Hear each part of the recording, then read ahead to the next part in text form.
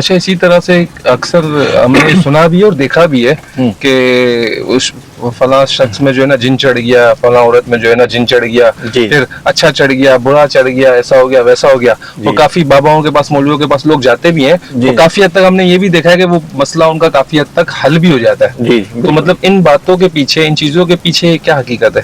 دیکھیں یہ حقیقت بھی ہے، بالکل نظر ہوتا ہے، اجنہ جماعت ہوتے ہیں اور یہ سب چیزیں ہوتی ہیں. بالکل نظر کا ذکر میں نے اس لیے کیا کہ ظاہری بات ہے کچھ ظاہری مخلوقات ہوتی ہیں جو نظر کا اثر لاتی ہیں، کچھ یہ اجنہ جماعت ہوتے ہیں جو اثر، جسے ہم کہتے ہیں اپنی عام زبان میں کہ اثر ہو گیا، اس کو ان مخلوقات کی ڈومیننسی ہوتی ہے اس شخص پہ اور وہ ہو جاتی ہے. بالکل اس میں کوئی شبہ نہیں ہے. مثال کے طور پہ ایک شخص ہے، وہ خاموش بیٹھا ہوا ہے اور اپنے ایک کیفیت میں ہے، تو وہ ظاہری بات ہے کہ وہ کسی انڈر انفلوئنس ہے کسی، اور یہ جب یہ مخلوقات کسی شخص پہ حاوی ہوتی ہیں تو اس کے اعصاب پر، اس کی چھٹی حص تک پہ کنٹرول حاصل کر لیتی ہیں. اس کے ٹوٹل اس کے حواس ہیں اس پہ پوری طرح سے گرپ حاصل کر لیتی ہیں.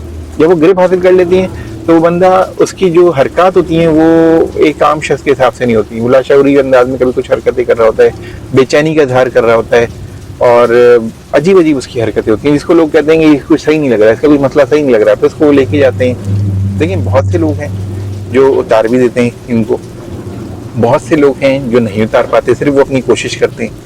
لیکن اصل چیز یہ ہوتی ہے کہ اس جماعت سے نہ صرف آپ کا رابطہ ہو بلکہ اس کی قبیلے سے بھی رابطہ ہو، ان کے بڑوں سے بھی رابطہ ہو، ان کی پوری سمجھ لیں پوری سوسائٹی ہے اس سے آپ کا رابطہ ہو، تب تو آپ ان کا مقابلہ کر سکتے ہیں. زور زبردستی سے آپ ان کا مقابلہ اس صورت میں نہیں کر سکتے کہ اگر آپ کے پاس محدود علم ہے.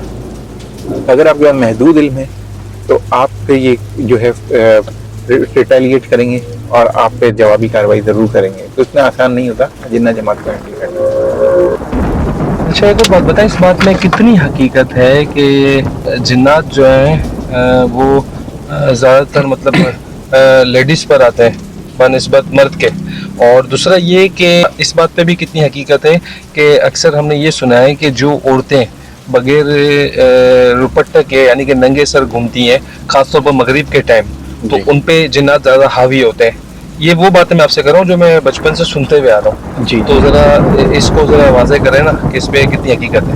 یہ بالکل اس میں حقیقت تو ہے، اور اس کی وجہ یہ ہوتی ہے کہ دیکھیں عورت جو ہوتی ہے وہ اپنی ایک صنف کی وجہ سے، خوبصورتی کی وجہ سے نظر کے زیر اثر ہوتی ہے. اچھا اب اجنہ جماعت میں ظاہری بات ہے کہ دونوں صنف کے لوگ ہیں، میل فیمیلز، تو اس میں جو شرارتی میلز ہوتے ہیں اس طرح کے ہوتے ہیں وہ یقیناً بد نظری رکھتے ہیں. اور اچھا اب یہ کیوں اثر انداز ہوتی ہیں؟ دیکھیں جو دینی نظر رکھنے والی عورتیں ہوتی ہیں، لڑکیاں ہوتی ہیں، آپ دیکھیں ان پر اتنے زیادہ اثر انگیزی نہیں ہوتی ہے. ہاں وہ کوئی وائلیشن کریں تو اس پہ ہو سکتی ہے. وائلیشن کیا ہوتی ہے؟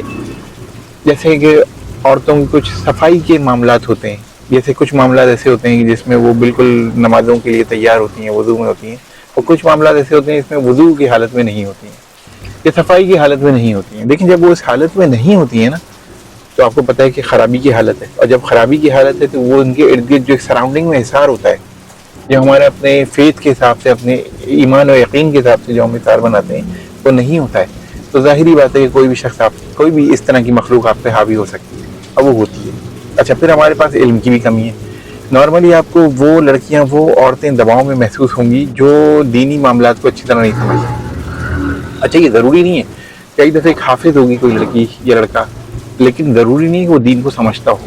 اس نے صرف ایک چیز یاد کی ہوئی ہے، سمجھتا نہیں ان چیزوں کو. ٹھیک ہے، لیکن ایک چیز میری یہاں کلیئر نہیں ہوئی کہ اگر جیسے کوئی دین کو نہیں سمجھتا، لیکن جنات جو ہے جیسے یہ صرف مسلمانوں پر تو حاوی نہیں ہوتے نا، یہ تو ہندوؤں کے اوپر بھی چلے جاتے ہیں. وہ مطلب یہ کیا کمیونٹی دیکھیں گے، ریلیجن دیکھیں گے؟ نہیں دیکھیں، ہمارے پاس ایز اے مسلم اپنے دین کے حساب سے حل موجود ہے، اور ہم بچپن سے یہ چیزیں سنتے آ رہے ہیں، تو ہمارے ظاہری بات ہے کہ ایمان کامل، یقین کامل ہے کہ ہم اگر سورہ فلق، سورہ ناس پڑھیں گے تو ہمارے ارد گرد حصار بن جائے گا، یا قل هو اللہ احد پڑھیں گے تو اس سے ہمارے ارد گرد حصار ہو جائے گا، یا ہم آیت الکرسی پڑھیں گے تو ہمارے ارد گرد حصار ہو جائے گا. یہ ہماری تعلیم ہے، ٹھیک ہے. اس طرح سے انگریز ہیں، یعنی کہ آپ انگریز سے مطلب عیسائی ہیں اور یہودی ہیں، تو اپنے اپنے دین کے ساتھ دیکھیں ہر وقت میں دین تو آیا ہر ایک قوم کے لیے، عیسائیوں کے لیے الگ آیا، یہودیوں کے لیے الگ آیا، لیکن سب نے اپنے دینوں کا حلیہ بگاڑا، خراب کیا. لیکن ان کو بنیادی تعلیم تو دی گئی تھی نا کہ ان کو کس طرح سے بچنا ہے. اچھا ہندو ہیں، ظاہری بات ہے کہ وہ کس حیت میں وہ دین آیا تھا وہ نہیں پتا, انہوں نے پھر اس کے بت تراش لیے, وہ کر لیے سب کچھ, لیکن ان کو شروع میں علم ملا تھا کہ یہ حل ہیں اس کے. اچھا, جو اس حل کو لے کے چلتے ہیں, جو ان کو بنیادی طور سے دیا گیا ہے, اب وہ اس کو صحیح طریقے سے اپلائی کرتے ہیں, جو کہ صحیح ہے, تحریف شدہ نہیں ہے, تحریف شدہ نہیں ہے, وہ جو اس کو اپلائی کرتے ہیں تو پھر یقیناً ان کو فائدہ ہوتا ہے اور وہ بہتری سے بچ جاتے ہیں, بہتری ان کو پا لیتے ہیں اور بچ جاتے ہیں معاملات سے.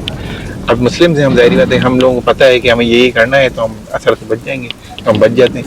لیکن اس میں بھی کچھ اخلاقی پہلوؤں کو مد نظر رکھنا ہوتا ہے.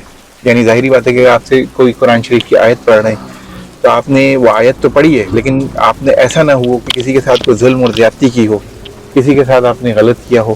ان چیزوں کو بھی دیکھنا ہوتا ہے کہ آپ نے اس مخلوق یعنی اجنہ جماعت کی مخلوق کو کوئی جانے انجانے میں دانستہ و نادانستہ آپ نے اس کو کوئی نقصان نہ پہنچایا ہو, یہ بھی چیز دیکھنی پڑتی ہے.